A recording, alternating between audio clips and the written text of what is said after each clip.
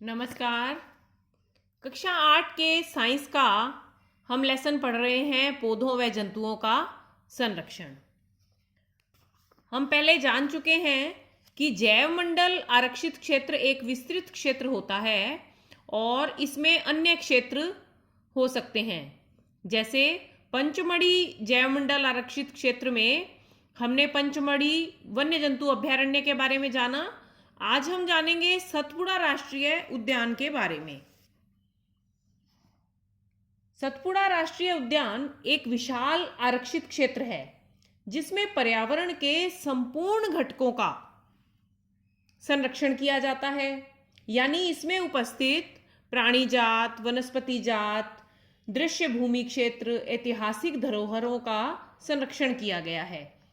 यह भारत का प्रथम आरक्षित वन है।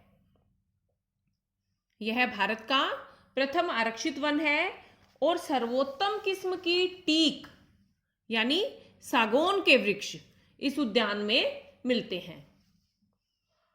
सतपुड़ा राष्ट्रीय उद्यान के वनों में आदि मानव के जीवन यापन के बारे में पता चलता है।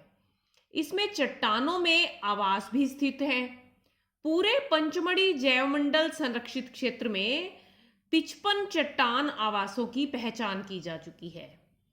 इन चट्टानों में उकेरी गई पेंटिंग्स में मनुष्य को जंतुओं से लड़ते हुए, शिकार करते हुए, वाद्य यंत्र बजाते हुए और नृत्य करते हुए दिखाया गया है। आज भी अनेक आदिवासी जंगल में रहते हैं। सतपुड़ा राष्ट्रीय उद्यान में एक क्षेत्र सतपुड़ा बाघ आरक्षित क्षेत्र कहलाता है। बाघ उन स्पीशीज में से एक है जो धीरे धीरे वनों से विलुप्त होते जा रहे हैं, लेकिन सतपुड़ा बाघ आरक्षित क्षेत्र में बाघों की संख्या में वृद्धि हो रही है। अतः यह संरक्षण का अनूठा उदाहरण प्रस्तुत करता है। हमारी सरकार ने बाघों के संरक्षण हेतु प्रोजेक्ट टाइगर यानी बाघ परियोजना लागू की थी, जिसका उद्देश्य अपने देश में बाघों को विलुप्ति के खतरे से बाहर निकालना था।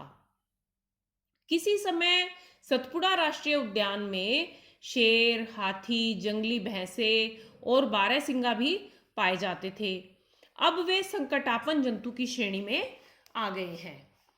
संकटापन्न जंतु का अर्थ है वे जंतु जिनकी संख्या एक निर्धारित स्तर से कम होती जा रही है और वे विलुप्त हो सकते हैं। बिल्कुल उसी तरह जैसे लाखों वर्ष पूर्व डायनासोर विलुप्त हो गए थे। जीवों के प्राकृतिक आवास नष्ट होने पर उनके अस्तित्व पर खतरा मंडराने लगता है। पौधों व जंतुओं के संरक्षण के उद्देश्य से सभी राष्ट्रीय उद्यानों में कड़े नियम लागू किए जाते हैं। मानवीय गतिविधियों जैसे चराना, अवैध शिकार, जानवरों को पकड़ना, मारना, औषधीय पौधे एकत्र करना दंडनीय अपराध हैं। अब हम बात करते हैं पारितंत्र के बारे में। किसी क्षेत्र के जैविक घटक और अजैव घटक मिलकर पारितंत्र का निर्माण करते हैं। अर्थात किसी क्षेत्र के सभी पौधे, प्राणी, सूक्ष्म जीव और अजैव घटक जैसे जलवायु, भूमि, जल स्रोत आदि संयुक्त रूप से उस क्षेत्र का पारितंत्र बनाते हैं। पारितंत्र के हरे पौधे उत्पादक कहलाते हैं। शाकाहारी जंतु इन्हें खाते हैं और वे प्राथमिक उपभोक्ता कहलाते हैं। और जो जंतु प्राथमिक उपभोक्ता को खाते हैं वे द्वितीयक उपभोक्ता कहलाते हैं। ये मांसाहारी होते हैं और द्वितीयक उपभोक्ता को भी अन्य मांसाहारी जंतुओं के द्वारा खाया जाता है। और इनमें से किसी भी घटक के समाप्ति पर यानी मृत्यु पर जो सूक्ष्म जीव होते हैं वे इनका अपघटन करते हैं और वे कहलाते हैं अपमार्जक। किसी जंतु या पादप जो भी पारितंत्र में रहते हैं उसकी महत्ता कम नहीं होती।